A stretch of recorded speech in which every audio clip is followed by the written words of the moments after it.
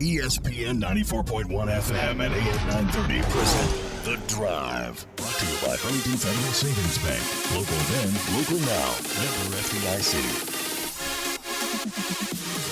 It is Tuesday, October 29th. Your drive begins now on ESPN 94.1 FM and AM 930. I'm your host, Paul Swann. You can join the program by calling the Miller Lite phone lines, 877-420-TALK. That's 877-420-8255. Miller Lite, hold true, great taste, only 96 calories. It is the original light beer. We got a lot to get into today. We'll hear from Doc Holliday in a few minutes. His weekly press conference was earlier this afternoon. We've got the highlights for you. We've condensed everything down into what you need to hear from Doc Holliday.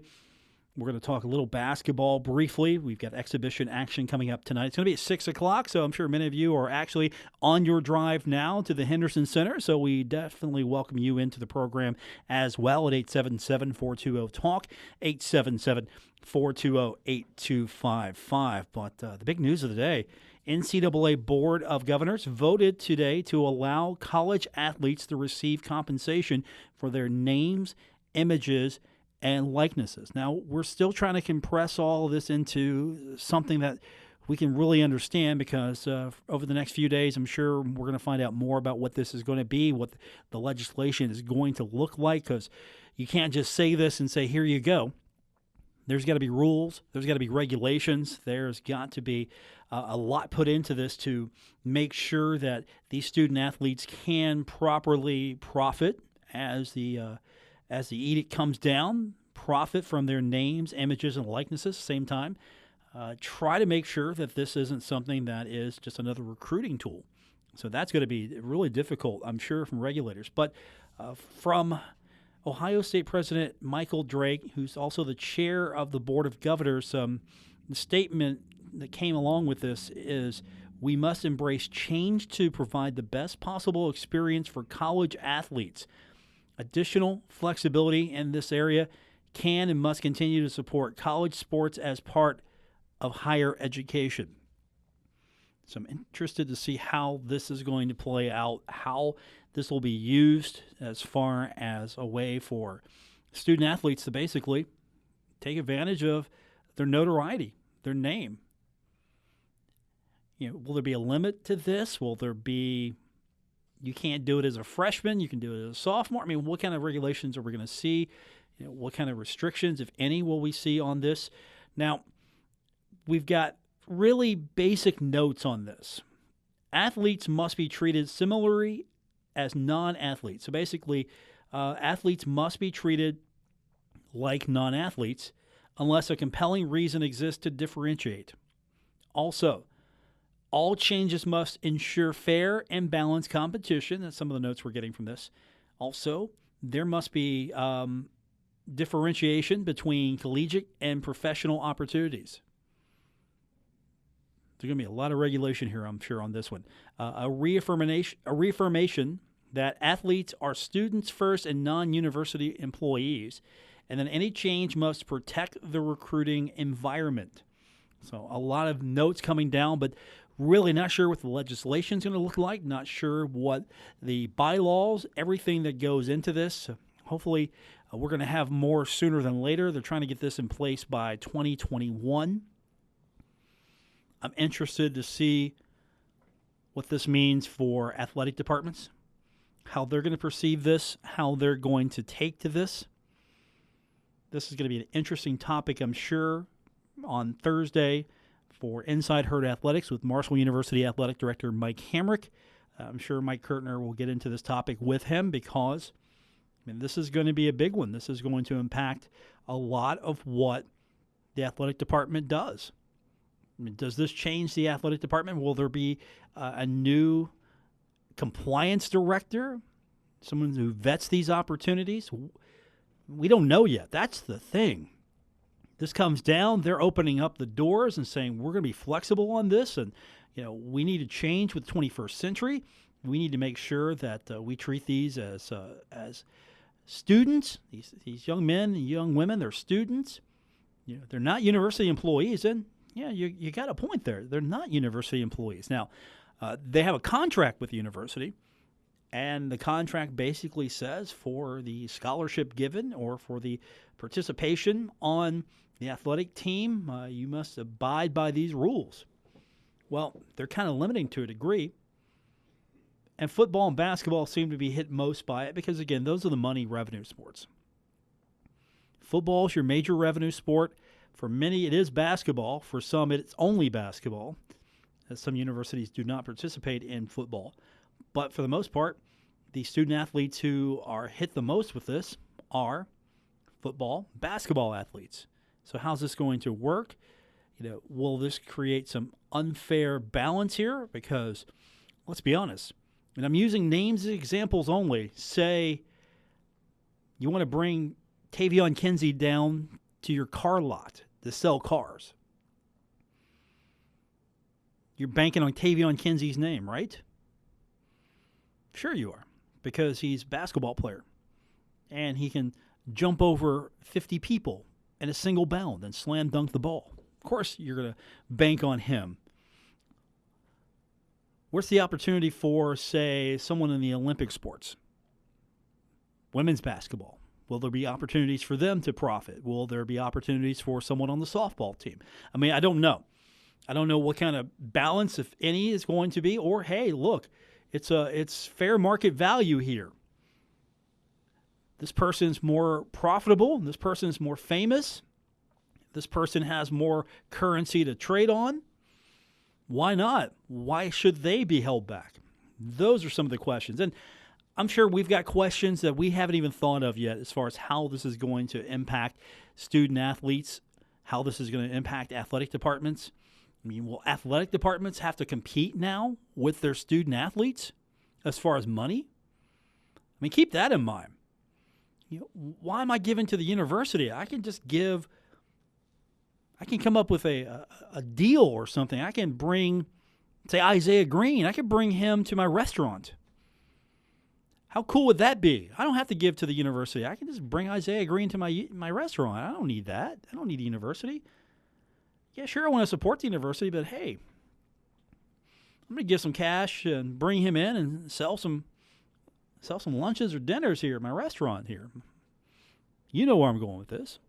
So many opportunities, many questions. This is going to be the big one. What is going to happen? 877-420-TALK, 877-420-8255. Where are we at with this? Well, right now, all we know is the NCAA Board of Governors is going to start making way to allow college athletes to receive compensation for their names, images, and likenesses. Hey, does this mean the return of NCAA football for video games? How would that monster operate? Are we going to see the return? Maybe a blanket agreement where the kids get a percentage of the licensing fee?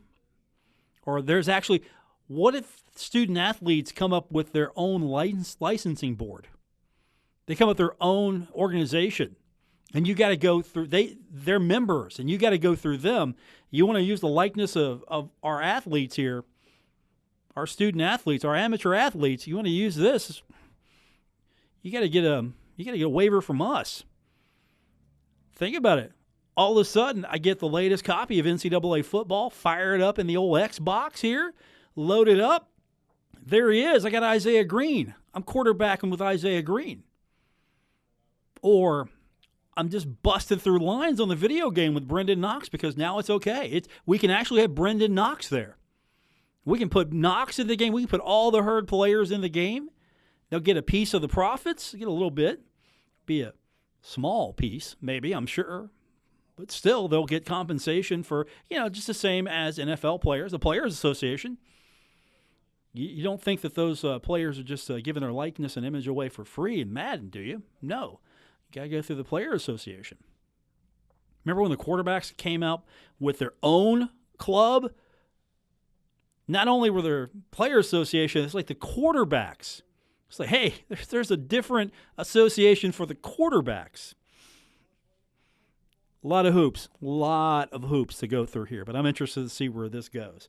When we come back from break, we'll open up the phone lines for you, give you an opportunity to comment on this. And also, we're going to hear from Doc Holliday Football is happening. The Herd taking on Rice this week, and Doc Holliday giving his weekly address to the media. We'll talk about Marshall football when we continue on today's edition of The Drive on ESPN 94.1 FM and AM 930. We're taking Paul Swann everywhere. Download or subscribe to The Drive with Paul Swann on Apple Podcasts, Spotify, or wherever you get your podcasts. We're presented this hour by Huntington Federal Savings Bank. It is The Drive on ESPN 94.1 FM and AM 930. I'm your host, Paul Swann, and today was Doc Holliday's weekly media press conference. Marshall's going to be on the road looking for that elusive bowl eligibility, and I'm going to be up front with you. That was a question that was asked of Doc earlier in the day. Towards the end, I did not add it because really I didn't think it added much. It wasn't really a highlight. Doc basically said, look, yeah, that's great, but we're focused on 1-0. Pretty much I'm paraphrasing here. Focused on 1-0, winning the game, and that this program has higher goals and standards than just getting bowl eligible. So I've got that quote. I'll save it sometime. We'll get to it. But that was Doc today addressing that. But that's going to be a thing for everyone. Of course, you get that sixth win, you become bowl eligible. And if you become bowl eligible, then the season is not terrible because it could be worse. You could be not bowl eligible. You could be sitting home. And we know how sometimes football players, football coaches don't like to be home for Christmas. They see it as failure for some reason, but that was that. Also, Thundering Herd, I'm going to have to really figure out how to generate some energy. They're going into a situation where it's not going to be a hostile crowd. It's not going to be a well-attended game. It's not going to have a huge football environment. So a lot going on with this one. And let's be honest, Rice record-wise isn't that good. Rice, however, once you look at them, you see that they're a better football team than that record indicates. Now, of course, coaches like to say that. You're not going to have a coach come out and just say, look, our opponent's terrible. They haven't won a game. You're not going to have that. You don't hear coaches too much badmouth their opponent. But you look at what the Thundering Herd's been able to do, and you look at what Rice has been able to do. Rice, a few games here or there, if they make a play, don't get a costly turnover, maybe the record's a little bit different. You hear Doc talk about that a lot. Got to make a play. Got to make more plays. You got to find a way to win. So Doc, in his weekly address to the media, starts out with team captains. Here are the highlights from today's press conference. Captains for this week, defensively, will be Amari Cobb and Marquise Couch. On offense, will be Brendan Knox, and Levi Brown. And as we said many times, anytime you go on the road, you got to make sure you take your leadership and your toughness, and this will be no different. This will be a great challenge for our football team. I know everybody thinks that they look at Rice's record and think they're not a very good team, but just look at their scores. They took Southern Miss last week, who a lot of people think is one of the top teams in our league, and they are. They were on the 2-yard line getting ready to go score to tie it up in the fourth quarter. I took La Tech, who's leading the West in our league, into overtime. Played Baylor, who I think is 12th or top 15 in the country now, to I think it's a single-digit win margin. And so everybody they've played, they've taken it right to the wire. They got a bunch of kids that are tough kids that love to play the game, and they'll fight till the end. So it's going to be a fight for us as well. So we got to have a great week and get ready to go play.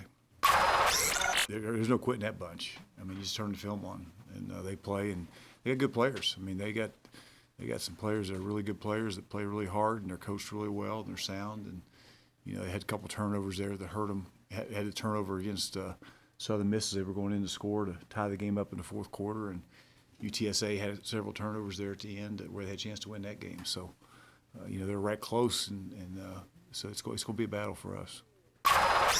I've said all along, I like this team a lot, and I think we got a lot of character on this team. We got a lot of guys that go to work every day, that fight, and they find a way to win games. And I'll take that. I like these kids, and they play to the end, and they're going to try to find a way to win it. They did Saturday, and I think the best thing we've done, the last 3 weeks, which I said we had to do, is I think in the last 3 weeks we're +5 in turnover margin. We've had like 19 sacks.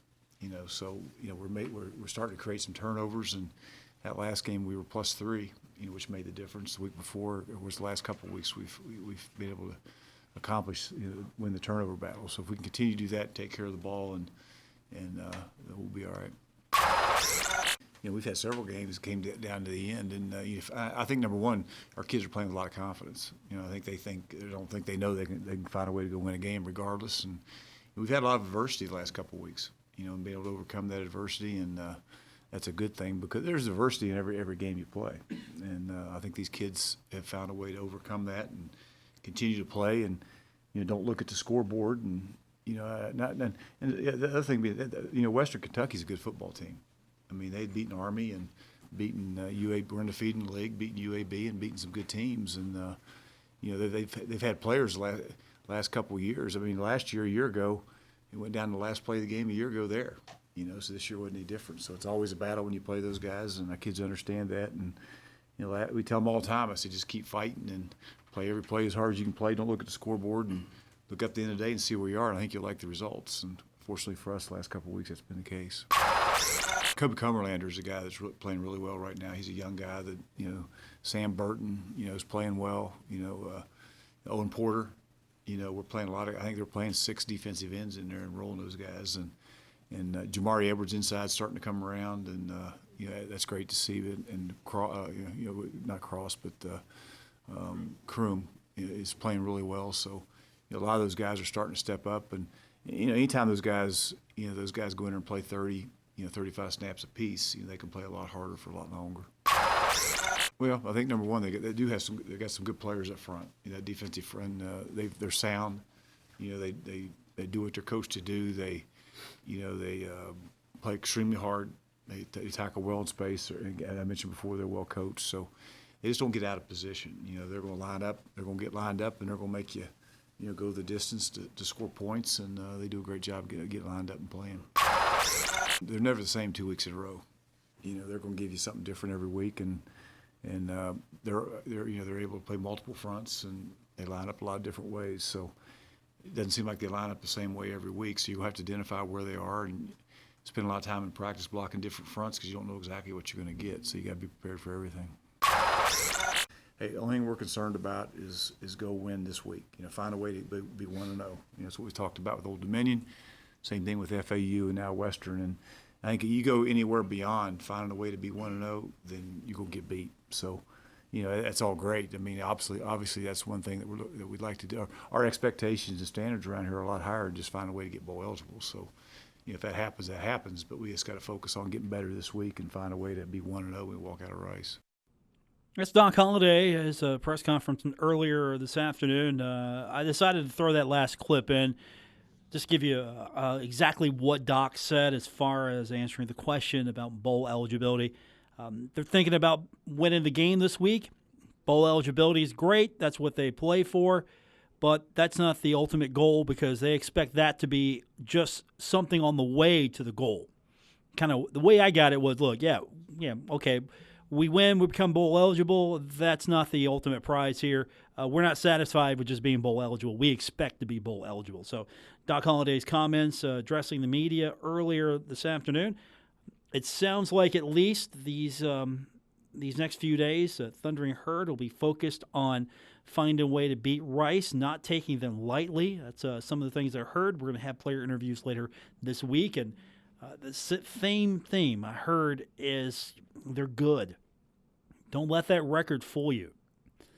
And I know that's going to be the narrative. You're going to hear that because these players are going to echo the sentiment of their coach. But, yeah, that's what Doc's telling them, and they're confirming that. Look, we've watched some film.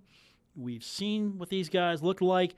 They're going to be tough. The record is not really an indicator of what this team is all about. And I like hearing that at least. We'll see if it is reality on Saturday. Of course, Marshall hasn't been back to Rice since the championship game in 2013. I had not realized that. 2013, the last time that the Thundering Herd has faced the Owls at Rice Stadium. I'm not going to go into the whole Texas narrative, though. Marshall has great success against teams when they come in from Texas. Texas maybe hasn't been too kind to the Thundering Herd. I'm not getting into that narrative.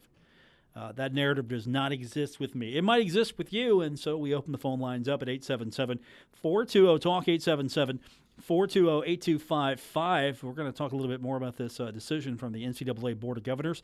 They voted today to allow college athletes to receive compensation for their names, images, and likenesses. Do you agree? Is this something that the NCAA should have done sooner? Are you on board with this? Or does this destroy college athletics for you? The whole sense of amateurism. Is this gone now? Is this going to be something that's going to create a wedge, a divide between the haves and have-nots? I mean, is this something that Marshall, as a university, should be worried about? I mean, will Marshall have to compete now with, say, Kindred Communications? What if I got some money together within the rules here, and next thing you know, I'm cashing in on Jansen Williams' likeness and image. You know, Jansen's promoting the show. I'm taking advantage of the fact that he's a local celebrity. And you know what? He's receiving compensation for his name, his image, and his likeness. And so if he loans his name, image, and likeness to this program, I'm going to take advantage of it. He's going to get some compensation for it. I mean, all of a sudden, student athletes getting some money. Maybe the university's not. What's the deal? We'll find out, of course, when they clarify this a little bit more. But I want to get your thoughts on it. 877-420-TALK, 877-420-8255. We'll all figure it out together when we continue with today's edition of The Drive, ESPN 94.1 FM and AM 930.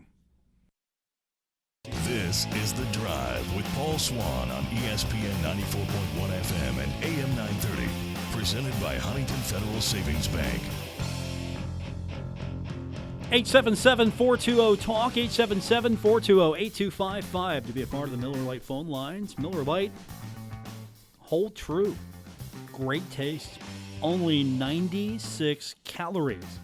It is your original light beer. So the NCAA Board of Governors voting today, allowing college athletes to receive compensation for their names, images, and likeness. And I've already inquired how much for our advertising budget we've got here to go out and acquire some big names for the show. I mean, pretty soon, right? I'm gonna have Isaiah Green coming in here. I'm gonna take advantage of his name, his likeness. He's gonna be on the billboard promoting the show, right? I mean, think of it. Brendan Knox coming in here. I'm gonna have Brendan Knox. We're going to take the show on the road, and I'm going to have autograph sessions with Brendan Knox. Is that how this works, right? I'm going to open up a car dealership, and, I'm going to have Jansen Williams, Marshall Basketball, coming in and selling cars for me because he can make money now. He's going to be my celebrity endorser, right? Is that how this works?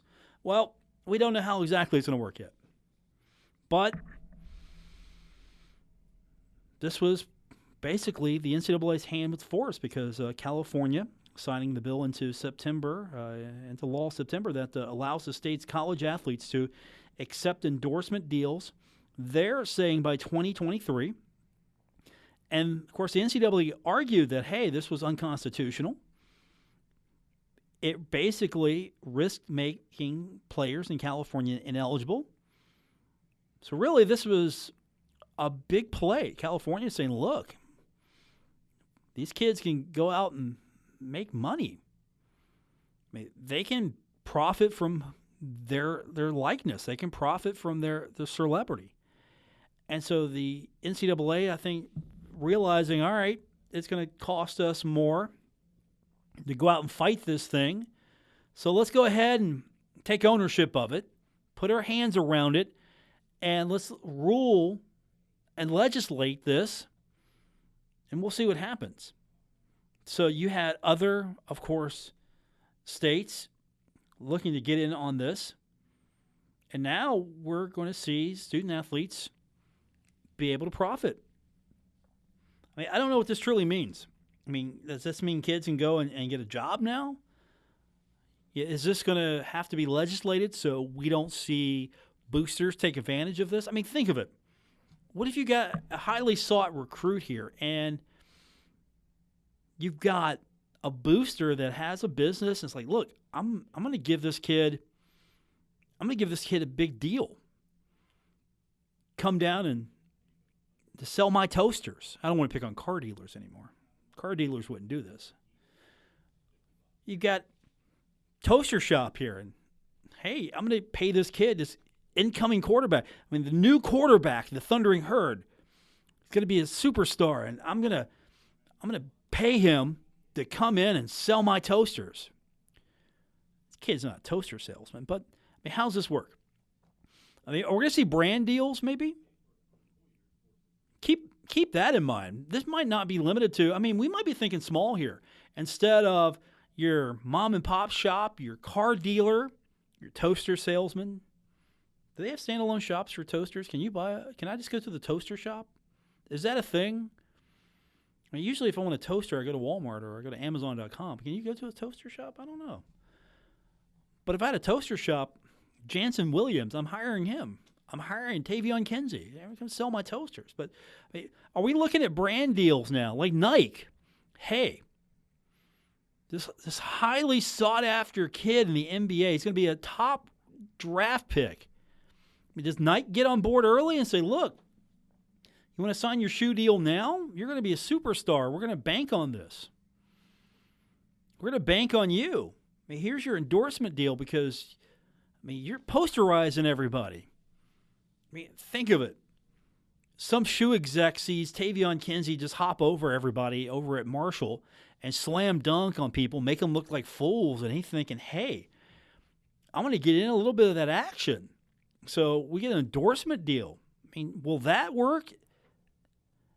Or are we looking more along the lines of these kids can cash in on their fame and celebrity, but it's going to be limited. It's going to be limited in scope. Make sure this isn't a recruiting tool.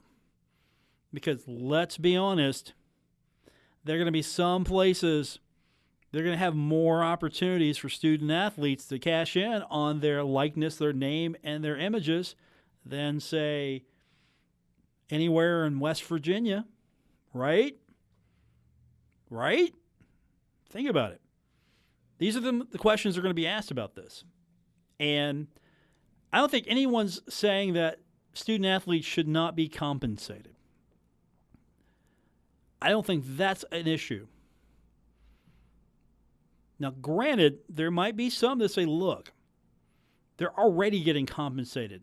They're getting the opportunity to get an education, and that's going to have value. That's going to have value for years to come if they take advantage of the opportunity here and everything that goes along with it. But for a lot of student athletes, this is just a way to get to the next level. Let's be honest. Some student athletes, this is a transition for them between the NBA or the NFL. Now, not everyone's going to be able to take that avenue right away or take that avenue, period. But this is, I think, opening up some doors and just having a little bit more clarity because let's be honest here. Do you think that certain schools are losing any sleep over the fact that they go out every year, get some of the highest recruits possible, top 5-star, 20-star, whatever star, going out, getting those top athletes, and then reloading? Kid's there for a year, then moves on. There are some universities, they bring him in, push him out the door, they get drafted, next crew comes in, and do you think that this is really going to be bad for them? Or is this going to impact more of the schools that, kids don't come here to necessarily make their way to the NBA? They've got dreams and they've got aspirations, but it's not going to happen. It's not going to happen. You're going to come play collegiate athletics, get your degree, you're out the door. But for those kids that have the ability to monetize what they're doing, who they are, this opens up the door. And I'll go back to my point earlier, if you weren't with us. Remember, we had a big problem a few years ago. I mean, every year, young men and old and women, I'm sure women too, would get their latest copy of NCAA football, and unwrap the shrink wrap. Here it is. Fire it up in the old Xbox. There it is. Playing as Marshall. Players look like, hey, that looks like Isaiah Green. Hey, that looks, it's not. It's generic player, but that generic player looks like Brendan Knox. Look, the stadium's authentic, everything. And, there's a group of players that said, look, you guys are making money off of us. We're not getting a piece of that. And here we are now. So that can make its way back. I mean, these student athletes could band together, and you got to deal with one clearinghouse on issues like this. And next thing you know, for my birthday, my show producer, Gabriel Sellards, is getting me NCAA 2022 for the Xbox or PlayStation. Think of it. I'm getting, Gabriel, by the way, that was a hint, Gabriel. My birthday, NCAA 22. NCAA 22. And go online, because they print custom covers. Go get me a custom cover. Yeah, just, I don't know who it's going to be. I mean, give me go get me a Randy Moss cover or something like that. All right, the phone number is 304-399-8255. Toll free is 877-420-8255. You can be a part of the Miller Lite phone lines. Miller Lite, hold true, great taste, only 96 calories. It is the original light beer. We got more on the way. It's The Drive, ESPN 94.1 FM and AM 930.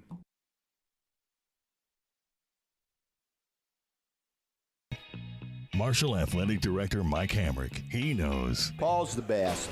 On ESPN 94.1 FM and AM 930.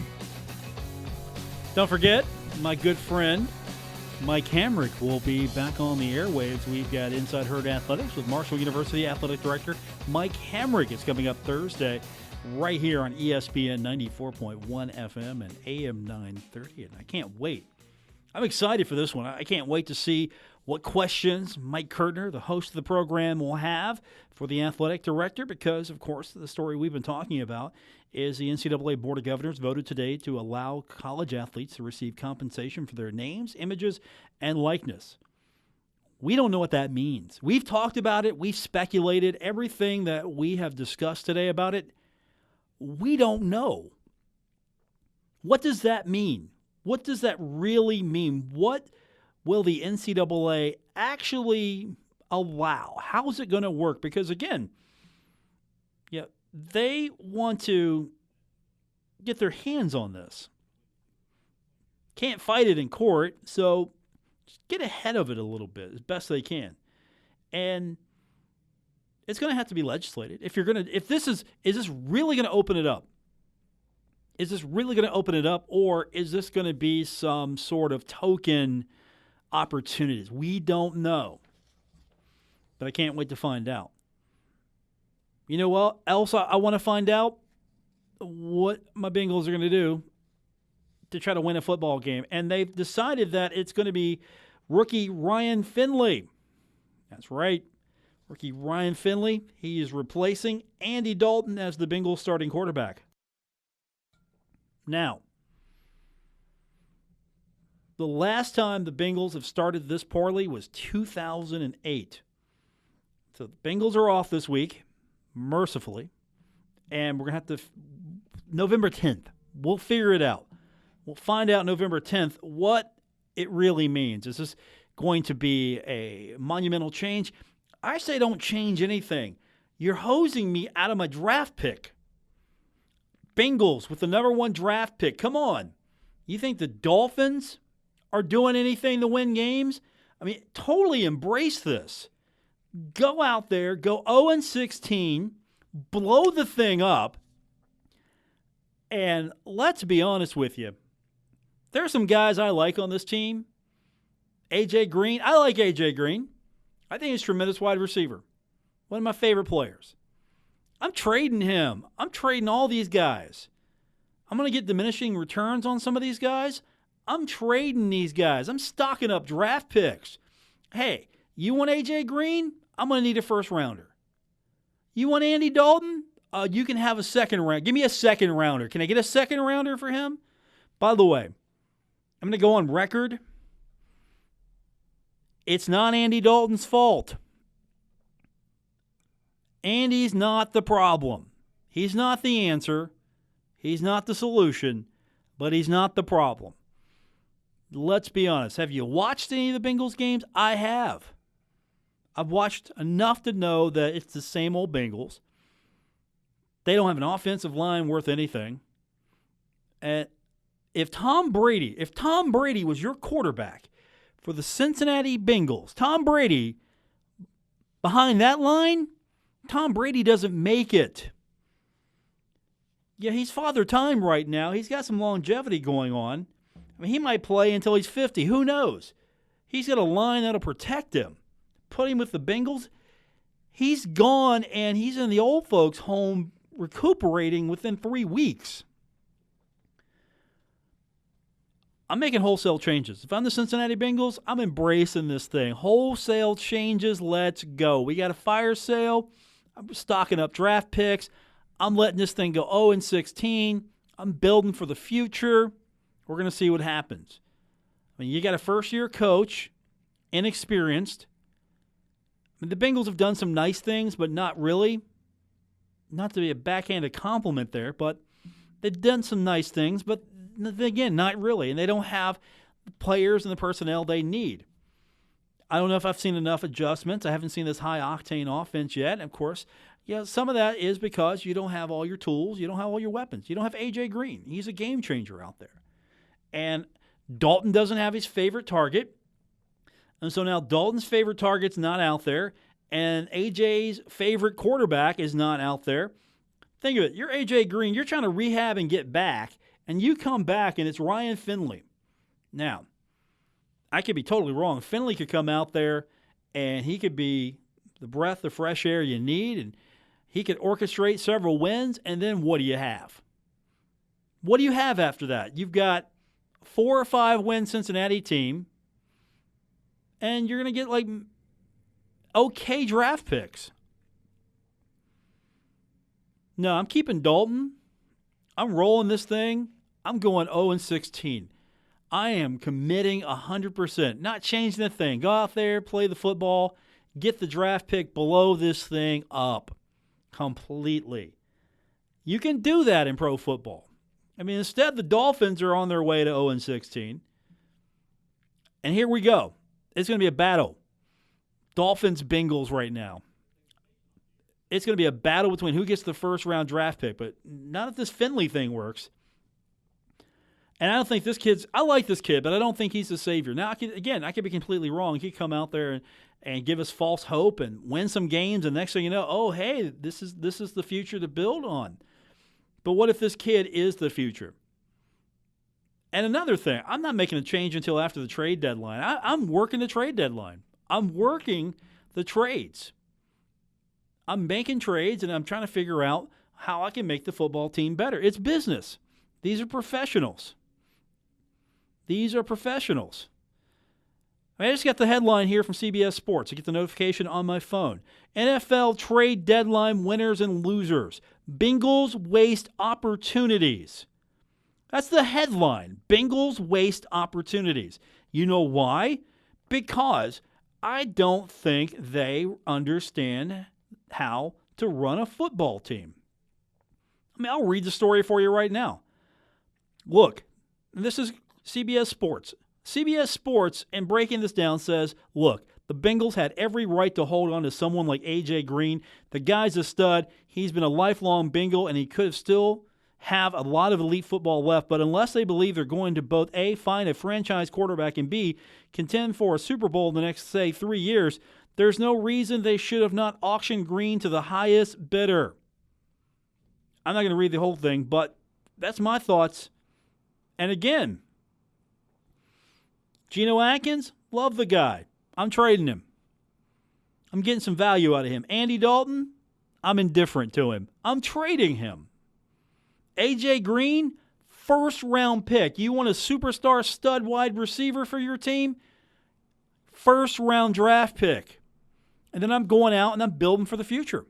And I'm going to try to win the fans back. I'm going to show that this organization made the right decision in coaching staff, and everything coming and going.